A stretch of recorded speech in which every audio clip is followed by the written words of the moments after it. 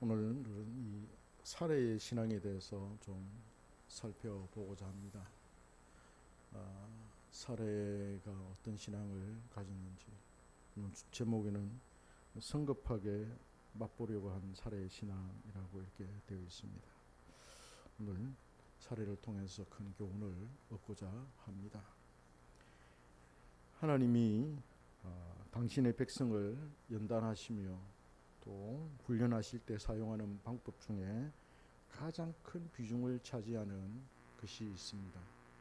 그것은 바로 우리로 하여금, 성도로 하여금 기다리게 하는 것이죠. 하나님은 약속을 주시고 그 약속을 기다리게 하십니다. 기다림을 통해 성도를 연단하시고 또 믿음의 뿌리가 깊이 박히게 하시죠. 한글 성경에서 하나님을 앙모한다, 하나님을 앙망한다 라는 말은 모두 다 하나님을 기다린다 라는 뜻입니다. 그 영어 성경에는 wait for 라고 이렇게 되어 있습니다. 기다림은 사람을 성숙하게 하고 또 생각이 깊어지게 하고 자신이 지닌 그 정체성을 더욱더 돋보이게 하죠. 하나님의 말씀이 자신 안에서 체화되는 그런 기간이기도 합니다. 하나님의 말씀이 자신 안에 이렇게 맴돌다가 탁 착상이 되어서 그것이 자기의 인격이 되고 자기의 정체성이 되는, 정체가 되는 그런 그 기간이 바로 이 기다림의 기간이라 할 수가 있겠습니다. 성급하게 일을 처리하는 것도 중요하지만 때를 기다리는 것은 더욱 더 중요하지요. 기다리는 것과 성급하게 자신의 뜻대로 일을 처리하는 것은 서로 반대되는 의미입니다. 기다린다는 것은 그 일이 더욱더 잘 되기를 바라는 데 있어서 신중하게 그 일을 하고자 하는 마음의 태도입니다. 특히 신앙에 있어서 기다린다는 것은 자신의 뜻대로, 자신의 마음대로 행하려고 하는 것이 아니라 하나님의 뜻과 의중을 파악하며 그것을 중요하게 생각하겠다라는 뜻이죠. 그래서 기다림에는 고통이 따릅니다. 성급하게 일을 처리하는 것은 심적인 고통이 별로 없습니다. 오히려 마음이 시원하고 또 그 마음에 만족을 주지요. 자기 뜻대로 하니까. 또 기다림 없이 고통 없이 그냥 생각대로 일을 처리하니까 또 그게 잘 되고 하면 더욱더 신이 나서 아주 신바람을 불게 되죠. 그러나 기다림은 자신의 생각과 싸워야 하고 자신의 본성과 싸워야 하기 때문에 고통이 따릅니다. 자신의 욕망을 잠재우며 자신을 부인해야만 참고 견디며 인내하며 기다릴 수가 있습니다. 그래서 성경은 기다리는 것, 참는 것, 인내하는 것이 은사다, 선물이다 그렇게 말합니다. 그래서 성경은 이걸 하여금 우리에게 견인의 은혜이다, 견인의 은사이다, 견인하게 하는, 참고 견디게 하는 선물이다 이렇게 표현을 하고 있습니다. 하나님의 아브라함의 아내 사레가 무슨 생각인지 자신의 몸종 애굽 여자 하갈을 남편의 침실에 들여다 보냈습니다. 아마도 아들을 보려고 하는 그런 심산이었습니다. 사레 자신이 아이를 낳지 못하니까 자신의 여종을 통해서 아이를 낳으면은 그 아이가 곧 자기의 아이가 될 것으로 여겼던 모양입니다.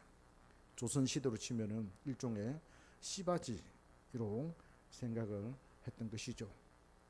아이만 낳아주면은 되는데 아이만 탁 낳고 나면은 그 다음은 이 몸종인 여종인 이 하갈을 이제 첩으로 살도록 해야 되겠다 하는 그런 심산이 커 보입니다.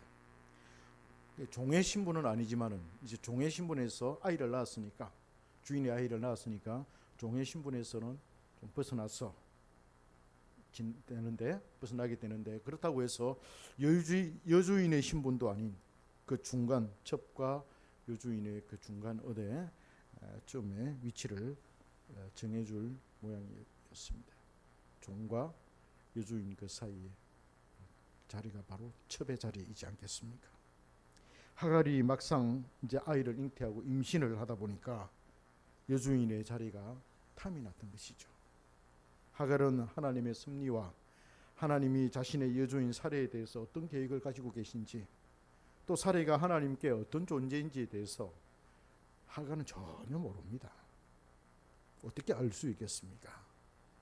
이 사레는 우리는 생각할 때 믿음의 어머니다, 아브라함이 믿음의 아버지면은 사레는 믿음의 어머니다, 이렇게 우리는 성경을 통해서 알고 있지만은 그 당시 같이 살았던 이 하갈은 종이로 또 히브리 사람도 아니고 애굽 사람으로서 어떻게 하나님의 그 존재를 알며 신앙이 있다 하더라도 하나님께서 그 사례에 대한 그 계획과 엄청난 계획과 그 비전과 그런 뜻들을 어떻게 알 수가 있겠습니까? 모르지요. 그러니 자기가 주인의 아이를 딱 배고 나니까 그 여주인의 자리가 탐이 났던 것이죠. 그녀는 그저 이 세상에서 통용되는 방법대로 생각을 했습니다. 자신이 아이를 낳으면 이제 남편 아브라함은 자신이 차지할 수 있고 안방의 주인이 될 수 있다고 그렇게 보았던 것이죠. 아이를 뱃속에 잉태했을 때, 임신했을 때 그 본색이 드러났습니다. 하갈이 자신의 여주인 사레를 이제 업신여기기 시작합니다. 아이를 낳지 못한 사라에는 더욱더 상처가 깊어져 가지요. 어제까지만 해도 몸종으로 있었던 그 하갈, 그 여자가 임신을 하고 나자 완전히 그 위치가 바뀌어진 거예요. 자기가 이제 여주인 행세를 하는 것이죠. 그러면 원래 있던 그 부인, 여주인 마음이 어찌 되겠습니까? 억장이 무너지고 하늘이 무너지는 그런 느낌, 그런 큰 상처를 받지 않았겠어요? 그죠? 말을 해도 또 태도도 자세도 자기가 주인인 것처럼 이렇게 하고 주인이 굽신굽신거리고 그렇게 한번 생각을 한번 해보십시오. 이게 말이 됩니까? 하갈의 입장에서는 자신은 이제 큰 나라 애굽 사람인 반면에 여주인은 알지도 못하는 나라의 사람이고 이리저리 떠도는 그런 사람인지라 무시해도 되지 않겠나 하는 그런 생각이 아마 없잖아 있었을 것 같아요. 그래서 사레의 스트레스는 더욱 커졌고 말할 수 없는 그 상처가 있었고 참을 수 없을 만큼 괴로움을 당하고 있었습니다.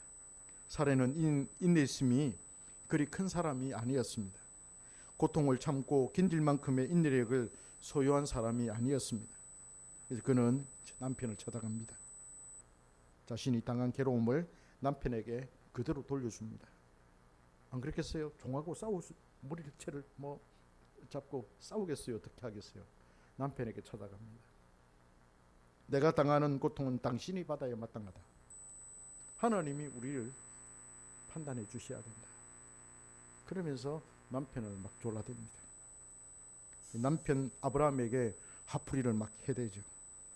사레는 남편을 괴롭혔습니다.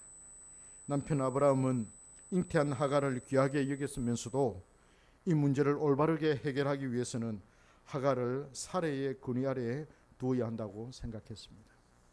그리하여 아내 사라에게 모든 것을 맡겼습니다. 당신의 여종이니 당신이 알아서 처리하면 될 것 아니요. 여전히 당신의 권위 아래 저 여종이 있는 게 아니요. 그런 뜻을 내비쳤습니다. 그 이후로 사레는 남편의 의도를 알고는 하갈을 엄히 다스리기 시작합니다. 여주인의 의미와 군의로 하갈을 심하게 대하는 것이죠. 받은 대로 돌려주겠다는 그런 심산이지 않겠습니까? 여성들에게는 그게 있잖아요. 밟아주겠다고 하나, 내가 받은 만큼 돌려주겠다고 하는 그런 게 있지 않겠습니까? 하갈은 너무나 고통스러워서 그 집에서 도망을 칩니다. 도망을 쳐요. 아이를 임신한 채. 나중에 울고 있으니까 천사가 나타나서 천사가 하갈에게 설득을 합니다. 집으로 돌아가라. 요즘에 군이 아래에서 네가 살아라. 그렇게 설득을 당하고 다시 집으로 돌아오게 되는 것입니다. 우리는 오늘 본문의 이 사례와 또 하갈 그리고 아브람 이 세 사람의 이 삼각관계를 통해서 아주 중요한 교훈을 얻을 수가 있습니다.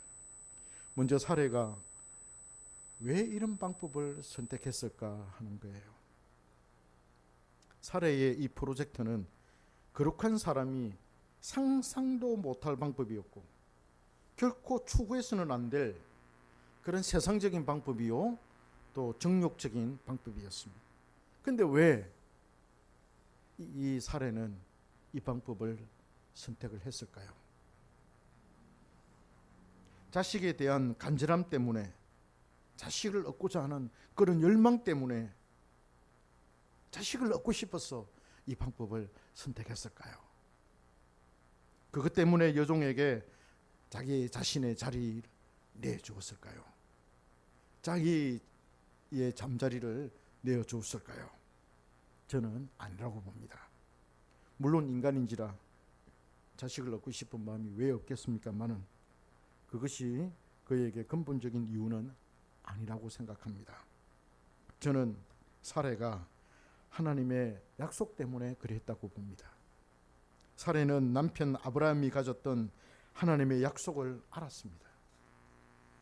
갈대아 우르를 떠나올 때 그리고 하란을 떠나올 때 아브라함은 그가 하나님을 만났고 하나님께서 자신에게 어떤 약속을 주셨는지 자신에게 영적으로 하나님이 어떻게 일을 하고 계시는지에 대해서 자기 아내 사라에게 말하지 않았을까요? 공유하지 않았을까요? 집사님 어떻게 생각합니까? 공유했겠죠. 저는 했다고 봅니다. 그래서 사례는 그 사실을 남편도 믿었고 사례도 그 사실을 믿었다. 그러니까 큰 민족을 이루게 될 것이고 너에게서 네 몸에서 아이가 태어나서 그 아이가 번성해가지고 그 자손들이 하늘의 별처럼 바닷가의 모래알처럼 많게 될 것이다라고 하는 그 약속. 아브라함도 믿었고 사라도 믿지 않았겠어요?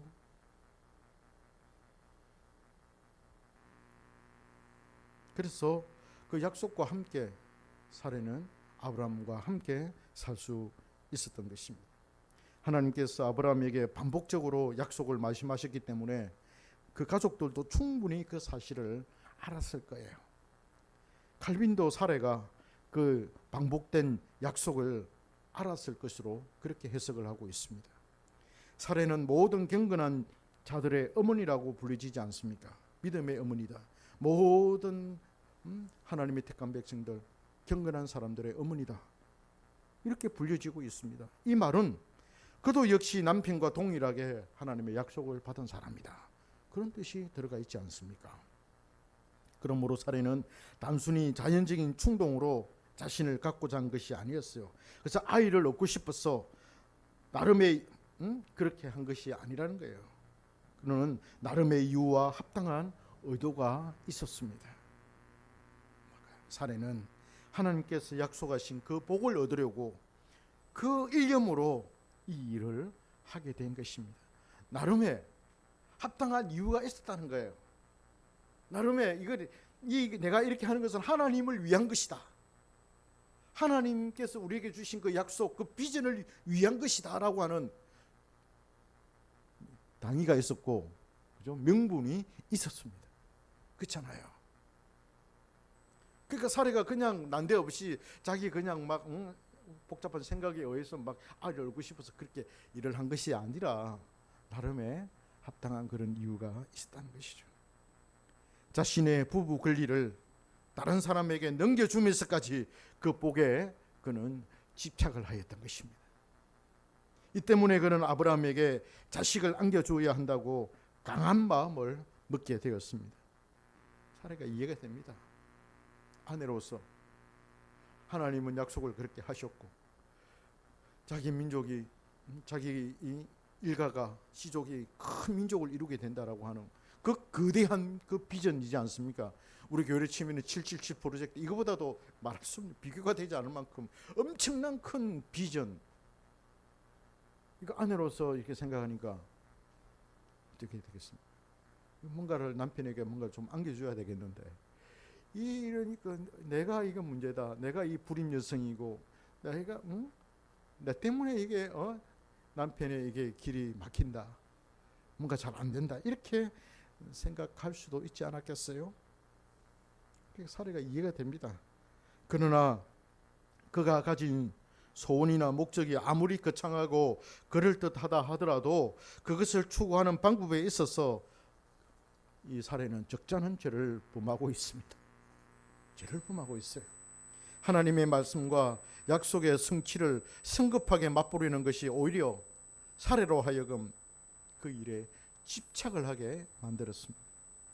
그 집착에서 조급함이 나왔고 그것이 결국 하나님의 말씀을 떠나도록 만들었습니다. 내 몸에서 씨가 나올 거다. 자손이 나올 거다. 그 약속, 그 말씀을 그는 버리게 된 것이죠. 말씀을 위하여 한 짓이 말씀을 떠나버린 경우가 된 것입니다. 하나님의 약속을 위해서, 하나님의 뜻을 위해서, 하나님의 말씀을 위해서 내가 그 일을 했는데 결과적으로 그 일은 하나님을 말씀을 떠나버리게 만드는 그런 결과를 초래하게 되었습니다. 질문을 계속해 봅시다. 사례가 그러면 왜 그토록 이런 강한 집착을 가졌을까요? 사례는 자신이 불임 여성이라는 것을 너무나 잘 알고 있었습니다. 자신이 아이를 낳지 못한다는 것이 명확했기 때문에 불가능한 일로 그는 여기고 있었습니다. 나는 안 된다. 나는 불임 여성이고 나는 이제 90이 다 돼가는 사람이다. 태의 문은 닫혔고 어떻게 이런 일이 일어날 수 있겠어? 사람은 이 모든 물질은 관성이 있잖아요.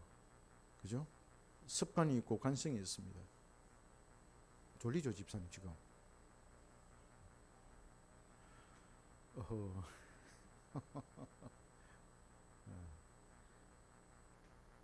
관성이 있습니다. 그렇죠? 위에서 이게 떨어지는 것도 중력에 의해서 중력이 관성이잖아요. 사람도 같은 일을 계속해서 반복하다 보면 습관이 생기는 거예요. 그 습관 자체가 관성이에요.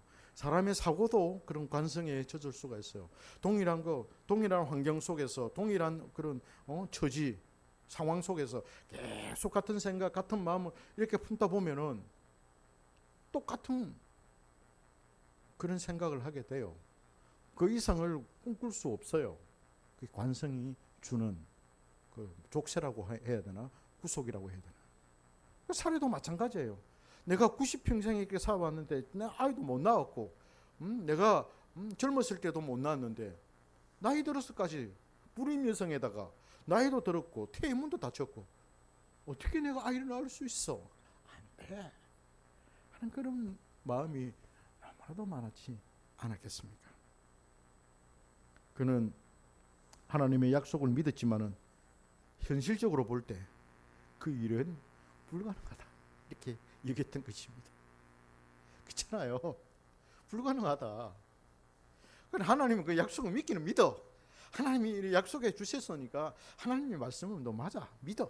믿지만은 또 현실적으로 보면 그게 또 아닌 거야. 그러니까 하나님의 약속과 현실 그 사이에서 그죠? 어떤 때는 믿기도 했다가 어떤 때는 또 현실을 또 믿기도 했다가 왔다 갔다 하는 그런 영적인 상태를 우리가 볼 수 있지 않겠습니까? 그런 가운데서 이 사례는 현실을 강하게 붙잡게 됩니다. 현실을 이쪽으로 치우쳐서 현실을 강하게 붙잡아요. 그래서 그 일에 몰두하게 되고 집착을 하게 됩니다. 과연 내가 아이를 낳을 수 있을까? 내가 늙었는데 어찌 내가 잉태를 할 수 있단 말인가? 임신을 할 수 있단 말인가? 하는 생각이 강하게 들었던 것입니다. 그러니 하나님의 약속과 자신의 불가능한 현실 사이에서 인간적이고 합리적인 방법을 딱 선택을 하는 것이죠. 이것은 자신의 절망에서 비롯되었다 이렇게 볼 수가 있습니다. 자기는 이제 끝났다. 나는 이제 아이를 낳을 수 없다. 나는 이제 끝났다. 라고 하는 그 절망의 생각에서 이 집착이 나온 거 아닌가, 그렇게 생각해 볼 수가 있겠습니다. 절망은 현실적이고 당연한 것이고 자연적인 것에서 비롯됩니다. 너무나도 현실적인 거예요. 현실적으로 생각해 보니까, 현실적으로 이 상황적으로 판단을 해 보니까 절대로 자기는 아이를 낳을 수 없거든. 그렇잖아요. 이때까지 그래 왔고 앞으로도 그럴 것이다, 이렇게 판단을 한 것입니다. 자신은 이제 끝났다 라고 생각을 한 것입니다. 자신의 몸에서는 결코 아이가 탄생될 수 없다, 이걸 굳게 믿게 된 것이죠. 이 부정적인 믿음을 갖게 된 것입니다.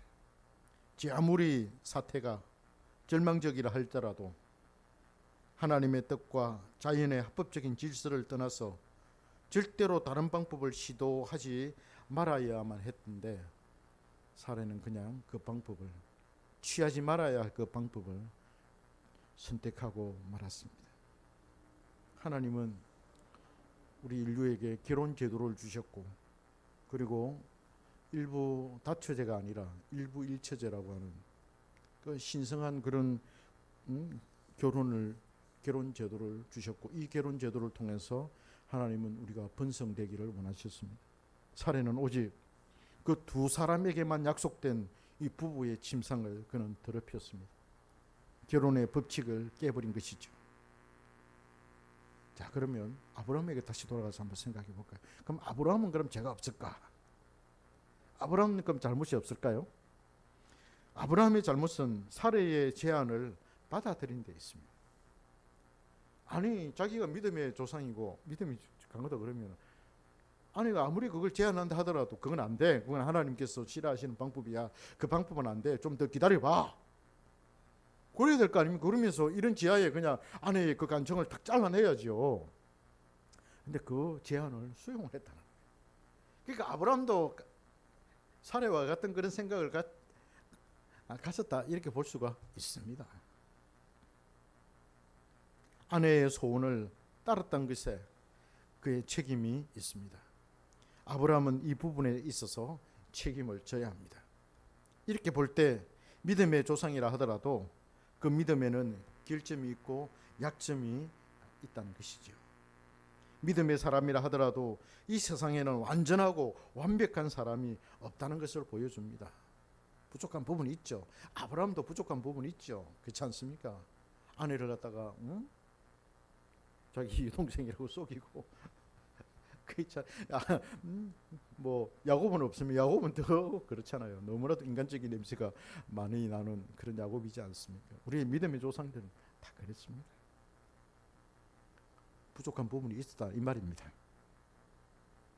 그러면 하나님의 약속에도 문제가 있을까요? 네, 하나님의 약속에는 문제가 없습니다. 너무 오래도록 기다리고 하는 그 약속에 문제가 있었을까요? 왜 하나님 그냥 약속을 했으면 빨리 이루시지, 왜 25년이나 기다리게 하셔가지고 사람을 진을 딱 빼게 하시고 그때 이제 절망하고 다 포기한 그런 상황 속에서 왜 그때 주십니까? 그때 주시면 무슨 의미가 있습니까? 이렇게도 우리가 생각할 수 있겠지요. 그래서 그 약속에는 문제가 좀 있지 않습니까? 왜 기다리게 합니까? 기다리게 하는 것도 1년이면 그냥 기다리면 되지, 그걸 수십 년 동안 기다리게 하시고, 하나님 이 약속에 좀 문제가 있지 않습니까? 이렇게 질문할 수 있을 겁니다. 그러나 그렇지 않습니다. 그 약속의 본질 자체에 잘못된 것이 없습니다. 그들이 행했던 방법에 문제가 있었고 잘못이 있었던 것이죠. 그들은 하나님이 약속한 자녀들을 성급하게 얻으려고 했습니다. 성급함으로써 하나님의 정당한 명령을 준수하지 않고 자기들의 방법대로 해버렸던 것입니다. 하나님은 헛되게 그분의 백성에게 조용하라 그렇게 명령하지 않습니다.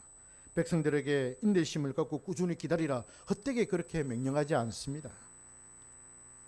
하나님은 그의 백성의 소원을 당장 들어주시지 않고 연기하며 보류하실 때마다 상당한 이유가 있다는 거예요. 왜냐하면 때가 되기 전에 미리 날뛰는 사람들은 하나님의 섭리를 앞질려서 그 일을 처리할 뿐만 아니라 그분의 말씀에 만족하지 않고 자기들에게 주어진 고유한 한계를 벗어나서 허둥대게 만드는 그런 자들이기 때문입니다. 하나님의 이 허둥대는 사람들, 성급하게 뭔가를 하려고 하는 사람들은 하나님의 말씀의 중요성을 모르는 사람들이에요. 하나님의 그 명령의 중요성에 대해서 모르는 사람들이에요. 하나님이 이렇게 하라 저렇게 하라 그렇게 명령했을 때 그 명령을 준 사람의 그 의도를 파악하고 그 말의 그 워딩을 잘 파악을 해서 거기에 의미를 두어서 생각을 해야죠.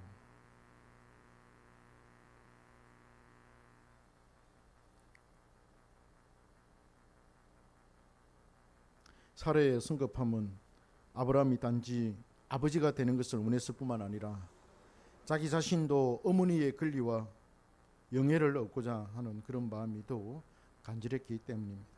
사례가 모든 열방이 아브라함의 자식으로 인해서 복을 받게 된다는 것을 알고 있었기 때문에 자기 남편의 영예에 자신도 함께 참여하는 것을 그는 절대로 포기하고 싶지 않았던 것입니다.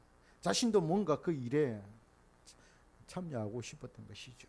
그래서 성급함이 나오게 되었습니다. 결국 자기 자신의 몸에서 자식이 나올 텐데 안 된다고 생각하니까, 현실적으로 그것이 불가능하다고 생각되어지니까 자기가 그런 방법으로 그 문제를 해결하고 싶었던 것입니다. 그래서 그는 성급하게 이 일을 스스로 처리한 것입니다.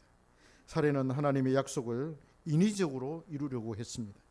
말씀과 약속에 근거해서 내가 이렇게 해도 되겠지, 그건 합법적이야, 합당하지 않는가, 명분 있지 않는가, 이렇게 생각했습니다. 그러면 기다리지 않아도 되고 모든 게 합리적으로 계획대로 잘 될 것이야, 그렇게 생각했던 것입니다. 그러나 하나님의 약속은 성령으로 이루어지는 겁니다. 할렐루야. 성령으로 이루어지는 거예요. 결코 인위적으로 되지 않습니다.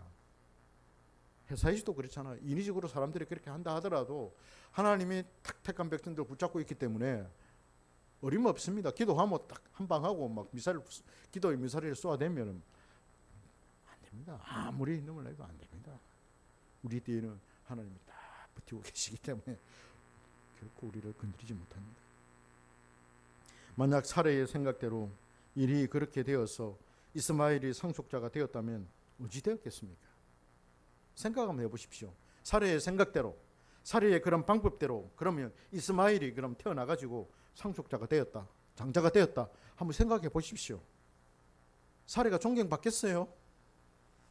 임신해도 임신한 여자가 여종이 자기 여종인을 그렇게 업신여리고 우습게 보는데 아이가 태어났다 생각해 보십시오. 그리고 젖을 떼고 잔치를 성대하게 불러때리면 사례 그 자리가 보존되겠습니까? 나중에 사례가 쫓겨나지 않겠어요? 장담 못합니다. 더 복잡한 문제가 생겨날 것입니다. 결국 아브라함의 두 자녀의 후손은 지금도 서로 싸우고 있습니다. 이스라엘과 아랍 중동의 싸움은 이 때문에 비롯된 것입니다. 사례의 성급함이 빚어낸 결과이죠. 말씀을 맺겠습니다. 마음을 다스리는 자는 성벽을 뛰어넘는다고 했습니다. 불안하고 공포스럽고 위험한 순간을 잘 참을 뿐만 아니라 자신의 욕망이나 타락한 비전을 포기하고 하나님의 때를 기다리는 것이야말로 참으로 아름다운 신앙입니다. 우리는 기다릴 줄 알아야 합니다. 자신을 부인한다는 것이 바로 이 뜻입니다. 자신의 생각이나 목적이나 의도를 부인하지 않으면 결코 주님의 뜻과 때를 기다릴 수가 없습니다. 인내하며 기다리는 신앙이야말로 가장 고상하고 성경에 합당한 신앙입니다. 이 기다림에서 자기 부인이 나오고 하나님의 말씀이 자기 안에서 역사하고 또 자기의 신앙의 인격이 고상하게 되어가는 것입니다. 이 신앙을 가지고 하나님의 약속을 붙들고 끝까지 기다리는, 그래서 성령으로 그 성취를 이루시는 우리 성도님들 되시기를 주님의 이름으로 축복합니다.